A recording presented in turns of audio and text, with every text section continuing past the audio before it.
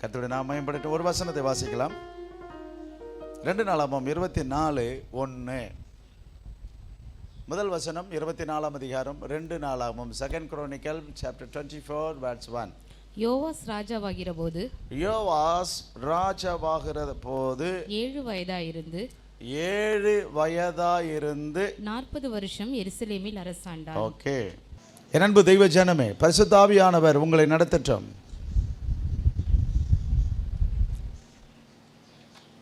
தேவனுக்காக சாதிப்பதுதான் உன்னுடைய வாழ்க்கையை அடையாளப்படுத்துமே ஒழிய வயதை கொண்டல்ல. பவுல் ரொம்ப அழகா 5ஆம் அதிகாரம் எபிரேயரில் சொல்லுவார்.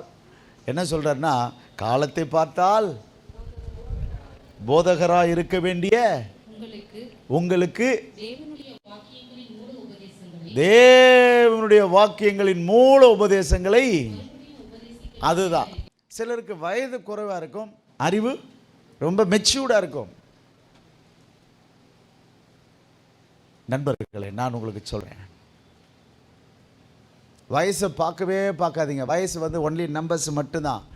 வாழ்க்கை தான் நமக்கு முக்கியம். எனக்கு எவ்வளோ வயசாயிடுச்சு, அது நம்பர்ஸ். நான் என்ன வாழ்ந்து முடிச்சிருக்கிறேன், நான் என்ன சாதிச்சிருக்கிறேன், அதை பாருங்கள். உங்களுடைய சிந்தனைக்காக இன்று இந்த கால வேளையில் இன்றைக்கு வயசு தெரியாமல் இருக்கிறதுக்கு என்னென்னவோ செய்ய வேண்டியதாக இருக்குது. நான் திரும்ப சொல்கிறேன், அது ஒன்லி என்னதான் நம்பர்ஸ் மட்டும்தான். வாழ்க்கை நல்லா வாழ்வதற்காக தான் பருவநிலைகள் எல்லாம் மாறிக்கிட்டே வருது. ஓகே, விட்டுடுவோம் அதை. யோவாஸ் ராஜாவாகும்போது வயது என்ன? 7 வயதில் ராஜாவாகிறார்.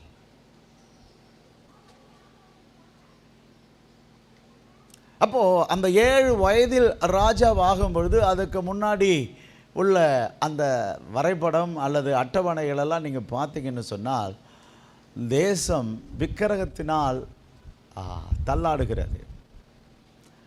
அதுக்கு முன்னாடி ஆகாபினுடைய சந்ததி இப்பொழுது இஸ்ரேல் தேசத்தை சின்ன பின்னமாக்கி விக்கிரகமாக மாற்றிவிட்டது தேசத்தை.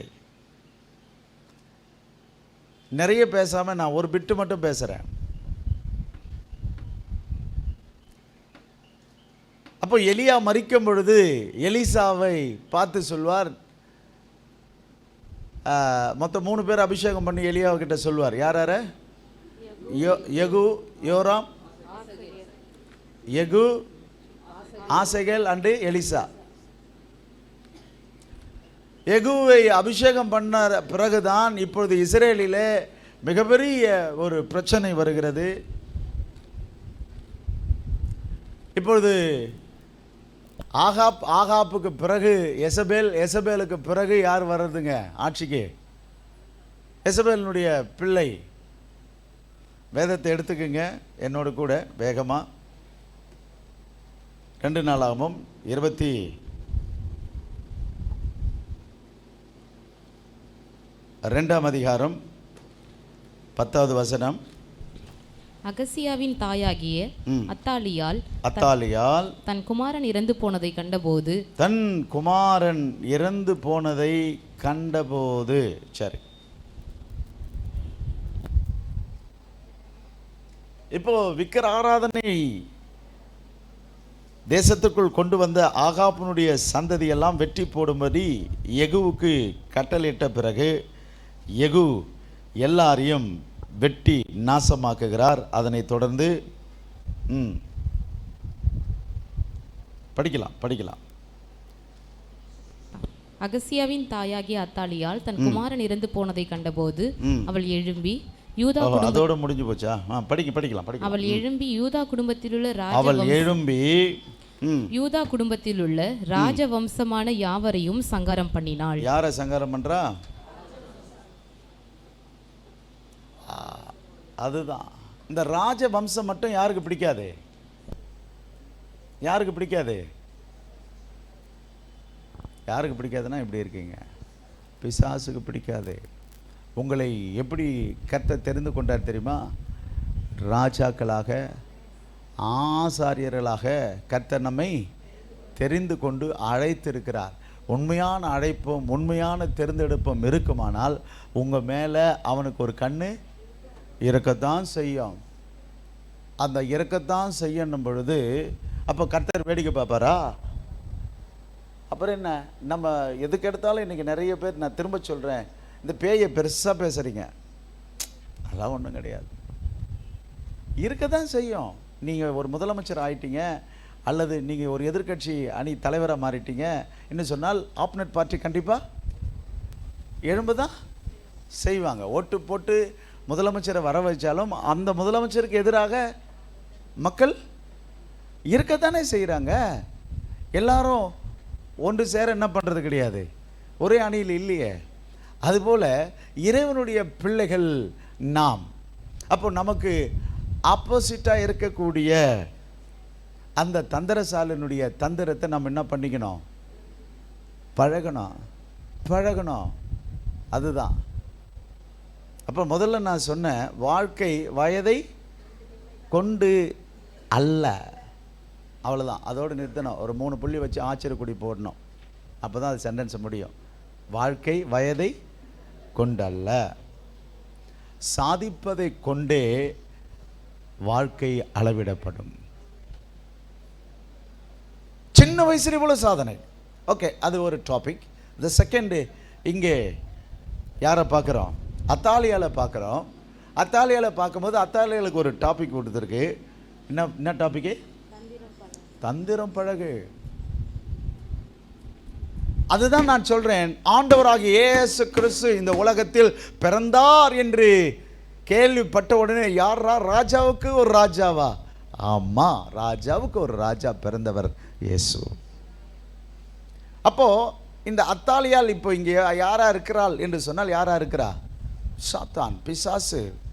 ராஜ வம்சத்தை அவள் என்ன பண்றாளாம்? அவள் எழும்பி யூத குடும்பத்தில் உள்ள ராஜ வம்சமான யாவரையும், 11வது வசனம், ராஜாவின் குமாரத்தி ஆகிய யோசேபியா கொன்று போடப்படுகிற ராஜகுமாரருக்குள் இருக்கிற அகசியாவின் ஆண் பிள்ளையாகிய அகசியாவின் மகான் ஒருவன் இருக்கிறான். அந்த யுத்த காலத்தில் என் பையன் யோரோமை கொண்டுட்டாங்களே என்று சொல்லி அத்தாலியால் யாருடைய பிள்ளை சொல்லுங்க பார்ப்போம்?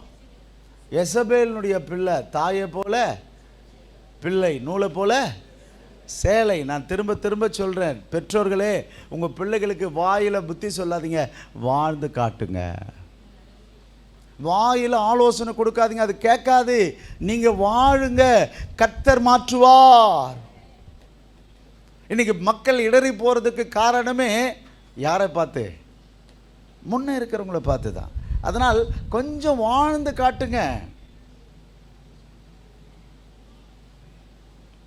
அப்போ அத்தாலியாளுடைய அம்மா எசபேல், ராட்சசி. நான் சொல்லுவேன், பெண்களே, புருஷனிடத்தில் உங்களுக்கு என்ன இருக்கணும்? நீங்கள் எந்த பெண்ணாக இருக்கட்டும், நீங்கள் கலெக்டராக இருங்க, ஆசிரியராக இருங்க, பாஸ்டர் மனைவியாக இருங்கள், பாஸ்டராக இருங்க, ரெவரண்டாக இருங்க, யாராக இருக்கட்டும், பெண்கள் என்று சொன்னாலே, மனைவி என்ற ஸ்தானத்துக்கு வந்தாலே வேதம் நமக்கு கொடுக்கிறது என்ன தெரியுமா? எபேசியர் 5:33, உங்களிலும் அவனவன் தன்னிடத்தில் அன்பு கூறுவது போல தன் மனைவியிடத்திலும் அன்பு கூற கடவன். மனைவியும் புருஷனிடத்தில் பயபக்தியா இருக்க கடவள். மனைவி எப்படி இருக்கணும் புருஷன் இடத்துல? சொல்லுங்க சொல்லுங்க சொல்லுங்க சொல்லுங்க சொல்லுங்க மனைவிகளே. அவன் புல்லோ கல்லோ, புல்லானாலும் பயபக்தியாரு, கல்லானாலும் அவனிடத்தில் எப்படி இரு. அதுதான் வேதம் சொல்லி கொடுக்குது. எங்கள் வீட்டுக்காரர் ஒன்றுத்துக்கு உதவ மாட்டான் பாஸ்டர், நீ அவுட்டு. அவனை கல்யாணம் பண்ணிக்கிட்டியா, நீ எப்படி இரு, அவ்வளோதான். அவன் நல்லவனோ கட்டவனோ. பெண்களிடத்தில் வேதம் சொல்லி கொடுக்குறது என்ன? பெண் எப்படி இருக்கணும்? புருஷன் இடத்துல பயமும் இருக்கணும், அவ்வளோதான்.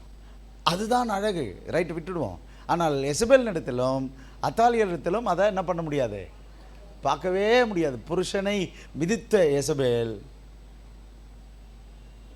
இப்பொழுது அத்தாலியல் யாரை மிதிக்கிறா?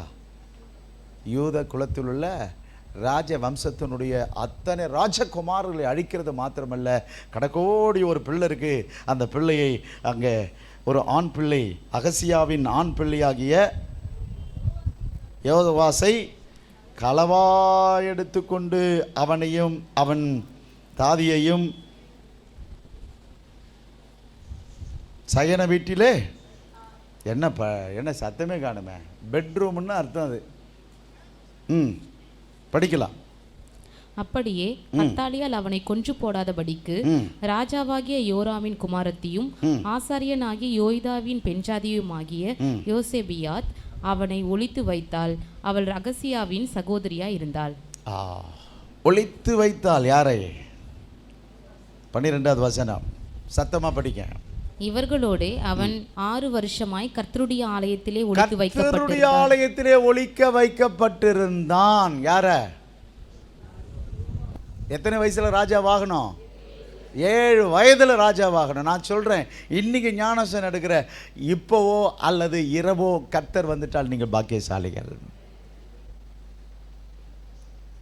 6 வருஷம் கர்த்தருடைய ஆலயத்தில் பிள்ளையை ஒலிக்க வைத்திருக்கிறாங்க. அப்படியானால் பிசாசனுடைய அட்டகாசம் எத்தனை வருஷம் தான்? சத்தமே இல்லையே, 6 வருஷம் தான். உங்களுக்கு தெரியுமா, இந்த பூமி 6000 வருஷம் வரைக்கும் தான் பிசாசு கையில் ஒப்பு கொடுக்கப்படும் என்பது ஆராய்ச்சி. அது வேற. 7ஆம் நாள் வரப்போகிறது. அந்த 7ஆம் நாள் ஒரு நாள் 1000 வருடம். அந்த 1000 வருடத்திற்கு ஆண்டவராக இயேசு கிறிஸ்து ஆளுகை செய்வார். அப்பொழுது யுத்தம் இல்லை, விஷம் இல்லை, அப்பொழுது சிங்கம் இல்லை, கரடி இல்லை, இருந்தாலும் அது புல்லை மேயும். அப்போது மாம்சம் தின்னாது, மனிதர்களுடைய கோபம் கலகம் இருக்காது, ஜெயில் போலீஸ் ஸ்டேஷன் இருக்காது, வழக்கு நீதிமன்றங்கள் இருக்காது, தேசத்தில் சமாதானம் இருக்கும். அப்படியானால் பிசாசானவனுக்கு எத்தனை நாள் தான்? 6 நாள் தான். நாங்கள் காத்துட்ருக்கிறோம். அந்த 6 நாள் எப்பொழுது முடிய போகிறது? அந்த 6வது நாளில் இருப்பது தான் சபை. அப்படியானால் இந்த 6வது நாள் உச்சக்கட்டத்தில் இருக்கிறது யாரு? பேய். தனக்கு கொஞ்ச காலம் இருக்கிறது என்று எண்ணி மிகுந்த கோபம் கொண்டு யாரை நோக்கி தான் வரும்? ராஜாபிஷேகம். யாரா ஊழிய செய்வது? மிஷினரியாமே. அவன் 10 நிமிஷம் பிரசங்கம் பண்ண போறானாமே, அவன் பிரசங்கியா? ஓஹோ, அவன் மனசு அப்ப மாத்து.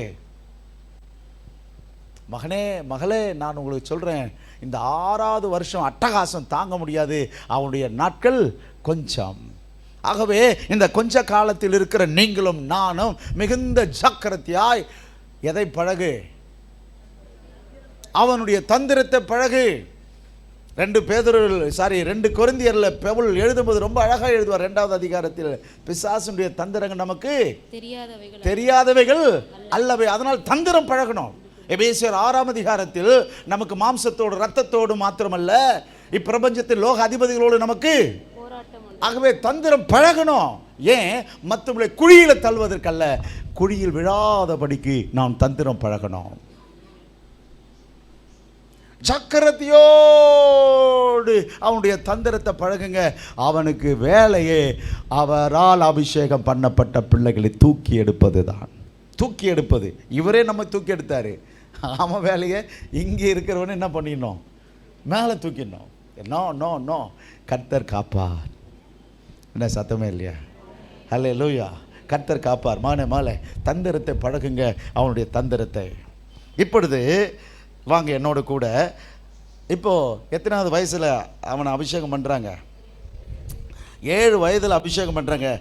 6வது வருஷத்தில் என்ன இருக்குதுன்னு சொன்னால், அவருடைய யோய்தா, அவருடைய ஆசாரியன், பிரதான ஆசாரியன் இந்த பிள்ளையை வர வச்சு இந்த 7வது வருஷம் அபிஷேகம் பண்ணும் பொழுது ஆசாரியர்கள் கையிலெல்லாம், லேவியர்கள் கையிலெல்லாம் பட்டயத்தை கொடுத்து நல்லா வர வைப்பாங்க. நீங்கள் 23ஆம் அதிகாரத்தை வீட்டில் போய் படித்து பாருங்க. என்னோடு கூட வாங்கலை. இப்பொழுது அந்த யோவாசை 7 வயதிலே 23ஆம் அதிகாரம் 13வது வசனம் பாருங்கள்.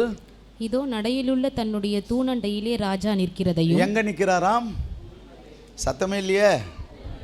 தூண் அண்டையில், தூண் பக்கத்தில் நிற்கிறார். தூண் பற்றி உங்களுக்கு தெரியுமா?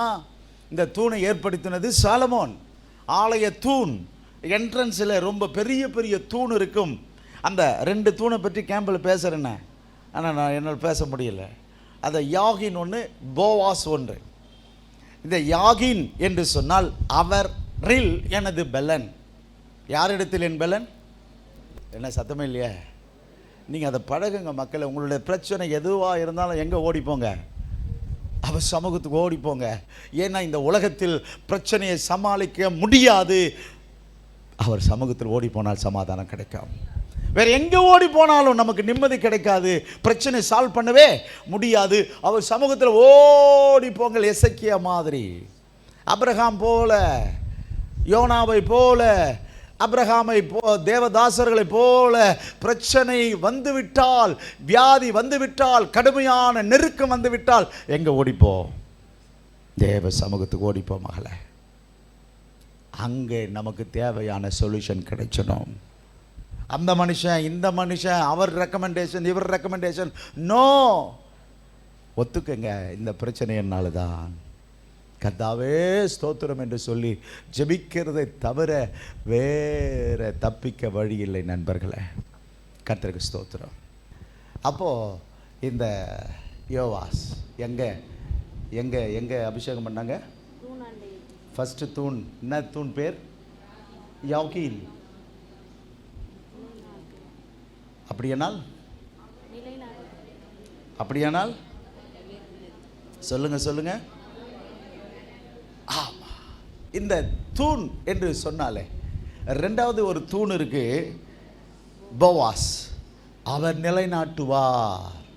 சரி, அந்த தூண் அந்த 23:13 பிள்ளையை எங்கே கொண்டு வந்தாங்களாம்? தூண் அண்டைக்கு. இது யாரை காட்டுதுன்னு சொன்னால், மேசியாவை அபிஷேகம் பண்ணுவதற்கு அடையாளமாக இருக்கிறதாம். மேசியாவை அபிஷேகம் பண்ணுவதற்கு அடையாளமாக இருக்கிறது. அப்போது 7 வயதில் ராஜாவை அபிஷேகம் பண்ணும் பொழுது அந்த பிள்ளைக்குள்ளே யார் வந்து அடையாளம் அணிக்கிறது? மேசியா வந்து அடையாளமாக இருப்பார். ஆனால் இத்தனை வருஷமாக நான் இருக்கிறேன்னு எனக்கு அடையாளமாக அவர் இருக்க மாட்டாரா? சங்கீதம் 2:6 பாருங்கள். சங்கீதம் 2:6. நான் என்னுடைய பரிசுத்த பர்வதமாகிய சீயோன் மீதில் என்னுடைய ராஜாவை அபிஷேகம் பண்ணி வைத்தேன் என்றார். ராஜாவை அபிஷேகம் பண்ணி வைப்பேன். இந்த 7 வயசு பையனுக்கு அடையாளமாக யார் இருக்கிறது? இயேசு கிறிஸ்து இருப்பார். ஆனால் உனக்கும் எனக்கும் என்னை அபிஷேகம் பண்ணும்பொழுது அவர் எனக்கு அடையாளமாக இருப்பார். மகவே, மகனே, மகளே, இந்த கால வேளையில் பரிசுத்த ஆவியானவர் உங்களோடு கூட கர்த்தர் பேசட்டும். 2 நாளாகமம் 3:17 பார்த்தீங்கன்னா, சாலமோன் அந்த தூணை கட்டுவார். ஆகவே யாகீன் அவரில் எனது பலன், போவாஸ் அவர் என்னை நிலைநாட்டுவார். 7 வயதில் ராஜாவாவதற்கு அந்த பிள்ளைக்கு எந்த தகுதி இருக்கும்?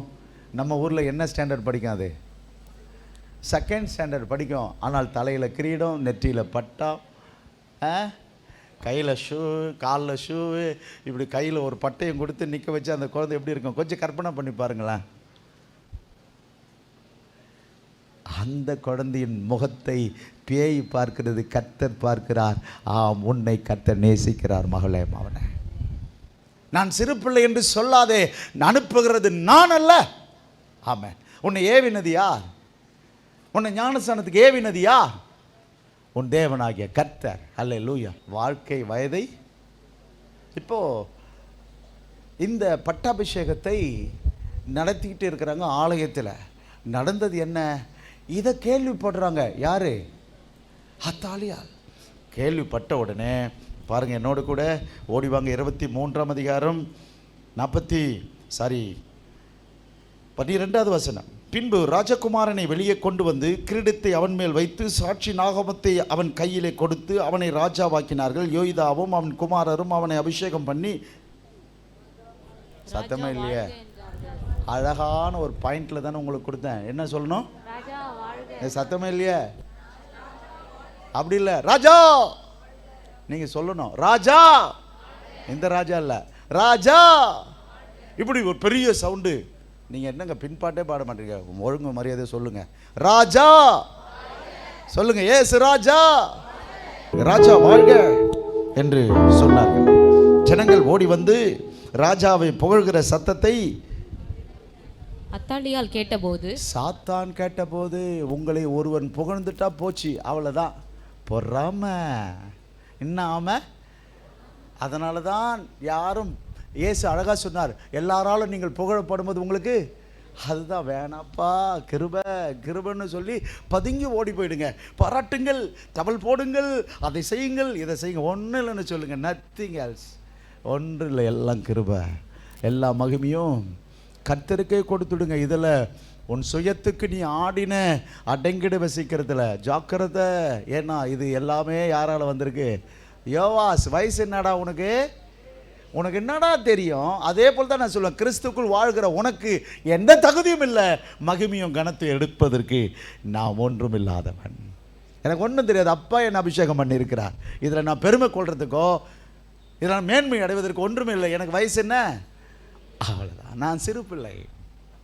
உண்மை. நான் உயிரோடு இருக்க ஒரு அப்பா சமூகத்தில் நான் சிறு பிள்ளையாகவே இருப்பேன். நான் திரும்ப திரும்ப சொல்கிறேன், தீமை செய்வதற்கு நாம் எப்படி இருக்கணும்? நன்மை செய்வதற்கு நாம் நண்பா சொல்லு நண்பா. எதற்கு ஞானி? விட்டு அடிப்பது, காப்பி அடிப்பதற்கா? நன்மை செய்வ ஞானி, தீமை செய்ய பிரைஸ் காட். அவ்வளோதான். ஆனால் சில நேரங்களில் தீமை செய்கிறவர்களுக்கு ஒரு பாடத்தை கற்பிக்க சில நேரங்களில் நான் என்ன பழக வேண்டியதாக இருக்கு? ரவுத்திரம் பழக வேண்டியதாக இருக்கு.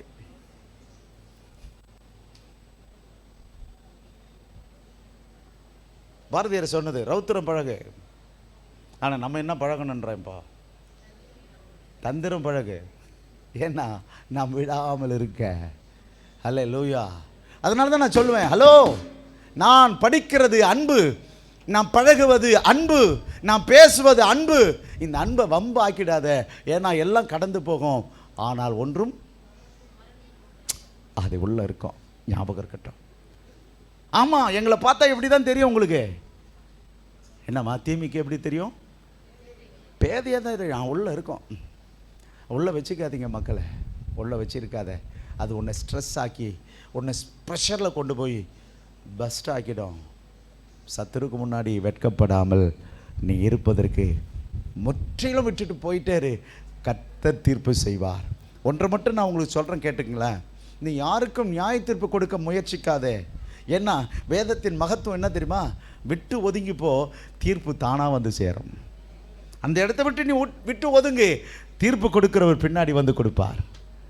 அவர் என் அப்பன் கொடுக்க மாட்டார். அது கூட நீ நடந்த தீர்ப்பின்படி உனக்கே நடக்கும். என் அப்பன் கொடுக்க மாட்டார். ஏன்னா எங்கள் அப்பாவுக்கு பெயர் என்னது? அன்பே சிவம். சிவம் என்றால் அன்பு, அன்பு என்றால் சிவம். அன்புள்ள தெய்வம் என் தெய்வம். அவர் தண்டிக்கிறவர் அல்ல, உன்னை சிக்ஷிக்கிற தெய்வம் அல்ல, சோதிக்கிற தெய்வம் அல்ல. நான் அந்த விஷயத்தில் போய் என் வாய் சரியில்லை, என் எண்ணங்கள் சரியில்லை, என்னுடைய செய்கை சரியில்லை, என் செயல் சரியில்லை, நான் எதை பழகணும்? நீ பழகிறதெல்லாம் ரவுத்துறோம், நீ பழகிறதெல்லாம் எது? தந்திரம். நான் எதை பழகு? அன்பை பழகுங்கள். இப்பொழுது அபிஷேகம் பண்ணி ராஜா வெளியே கொண்டு வராங்க. இப்பொழுது அம்மா கேள்விப்பட்டு, அங்கே பாருங்களேன், கொஞ்சம் கற்பனை பண்ணி பாருங்களேன். இந்த முடியெல்லாம் பறக்குது, கேள்வி பேய்க்கு, கிடப்பேய் அது. இங்கே பாருங்களேன், கொஞ்சம் கற்பனை இமேஜின் பண்ணிக்க. இந்த முடி பறக்குது. இங்கே பாருங்களேன், அந்த அந்த போட்டிருக்கிற ஷால் அப்படி பறக்குது. துரோகம்! ஒரு பெரிய சவுண்டு, ஒரு பெரிய ஒரு 10,000 வாட்டில் ஃபேன் ஸ்பீடு வச்சு அந்த அந்த ஓடி வர அந்த முகத்துக்கு முன்னாடி அடிப்பாங்க. இந்த கேமராவுக்கு எப்படி பறக்கும் தெரியும்? அப்படி உஸ்ஸுன்னு பறக்கும். இலையெல்லாம் பறக்குது, மரமெல்லாம் ஆடுது. ஏன்னா நாளவா ராஜாத்தி, எனக்கு பதிலாக யார் ராஜா? என்னை தாழ விழுந்து பணிந்து கொள்ளுன்னு சொல்லிச்சு பார் பேய். அப்பால போட சாத்தானன்னு சொல்லு. ஆனால் எனக்கு வயசு என்னதான்? ஆனால் என்னை அழைத்தவர் பெரியவர், என்னை அபிஷேகம் பண்ணுகிறவர் பெரியவர், எய்தா இருக்கிறாரியா, அவர் பார்த்துக்கொள்வார். பக்கா பிளான் பண்ணி வச்சிருக்காரு. உள்ள விடுங்க அவளை. இப்பொழுது கத்திக்கிட்டே வராங்க. படிக்கலாம். இதோ நடையில் உள்ள தன்னிடத்தில் தூணண்டையில் ராஜா நிற்கிறதையும் ராஜாவண்டையில் நிற்கிற பிரபுக்களையும் எக்காலம் ஊதுகிறவர்களையும் தேசத்து சந்தோஷப்பட்டு எக்கால ஊதுகிறதையும் கீத வாத்தியங்களை பிடித்து கொண்டு பாடுகிற சங்கீத தலைவரும் துதிக்கிறதையும் அந்த பேய் எல்லாரையும் பார்க்குது. பார்த்தியா? Only not pastor, only not singer, எல்லாரும் ஒரு லைவ் பார்க்குது. யார் ஸ்பீக்கரை தூக்குறது? கால் வலி வரவை அவனுக்கு, ஷோல்டர் பலவீனத்தை வரவை யார்? கேமரா ஹேண்டில் பண்ணுறது யார்? அவனுக்கு கொஞ்சம் சோர்வு வரவை. சக்கரதை தந்திரம் பழகு, விழுந்துடாத மவளை. அவனுடைய தந்திரம் பழகு, சமாதானத்துக்கு எடுத்துக்காத. எல்லாத்தையும் பார்த்துக்கிட்டு அடுத்த வார்த்தை வருது பாருங்களேன். அத்தாலியால் தன் வஸ்திரங்களை கிழித்து கொண்டு தோற்று போயிட்டனடா, என் நாள் முடிஞ்சு போச்சோ. 6 நாள் தானா? 6 வருஷம் தானா எனக்கு ஆட்சி? துரோகம் துரோகம் என்று சொல்லி ஆசாரணியாகிய யோய்தா இராணுவ தலைவராகிய 100 பேருக்கு அதிபதிகளாகிய வெளியே அழைத்து அவர்கள் நோக்கி, இவளை கொண்டு போங்கள், இவளை பின்பற்றுவதை பட்டயத்தால் வெட்டி போடுங்கள் என்றான். கர்த்தரின் ஆலயத்திலே அவளை கொன்று போடாதீங்கள் என்று ஆசாரியன் சொல்லியிருந்தான். அவர்கள் அவளுக்கு இடம் உண்டாக்கின போது அவள் ராஜாவின் அரண்மனையில் இருக்கிற குதிரைகளின் வாசலுக்கு பிரவேசித்து இடம் மட்டும் போனால் அங்கே அவளை உள்ள விடுங்க. சத்துருவானவனை வீழ்த்துவதற்கு நீங்கள் என்ன பழகு? தந்திரம் பழகு. அந்த தந்திரத்தில் ஜாக்கிரதை. ஸ்தோத்திரம். ஆகவே மகளே, மகனே, அத்தாலியாளுக்கு எத்தனை வருஷம்தான்? 6000 வருஷம், 6 வருஷம் முடிய போகுது. ஒரு நாள் அது நீங்களும் நானும் ஆளுகிற நாள் வருகிறது. ஆயத்தப்படுவோம். ஆகவே தந்திரம் பழகுங்கள் மக்களை. இப்பொழுது பாருங்களேன், 21வது வசனம் பாருங்கள், கடைசியாக முடிச்சிடுவோம். தேசத்து ஜனங்கள் எல்லாரும் மகிழ்ந்தார்கள். தேசத்து ஜனங்கள் மகிழ்ந்தார்கள். ஏன் தெரியுமா? அத்தாலியால் செத்தால், அத்தாலியாலை பட்டயத்தால் கொன்ற பின்பு நகரம் அமெரிக்கையாயிற்று. இங்க பாருங்க, உங்க உள்ளத்தில் இருக்கக்கூடிய கலகங்கள், பிரச்சனைகள், போராட்டங்களை இங்கேயே விட்டுட்டு போங்க. நாங்கள் வாரி டஸ்ட்பினில் போட்டுடுறோம். தயவுசெய்து வீட்டுக்கு கொண்டு போகாதீங்க. அத்தாலியால் இருக்கிற வரையும் நகரம் எப்படி தான் இருக்கும்? ஒரே கலாட்டா தான். அதனால் எல்லாரும் சொல்லுங்கள் பார்ப்போம். தந்திரம் பழகு, குழியில் விழாத படிக்க. தந்திரம் பழகு, குடும்பத்தில் சமாதானமாக இருக்க. தந்திரம் பழகு, நீங்கள் விடுதலையோடு ஊழியம் செய்ய. தந்திரம் பழகு, உன் வாலிபத்தை காத்துக்கொள்ள. தந்திரம் பழகு, உன் அபிஷேகத்தை காத்துக்கொள்ள. Praise God. அவன் தந்திரசாலி.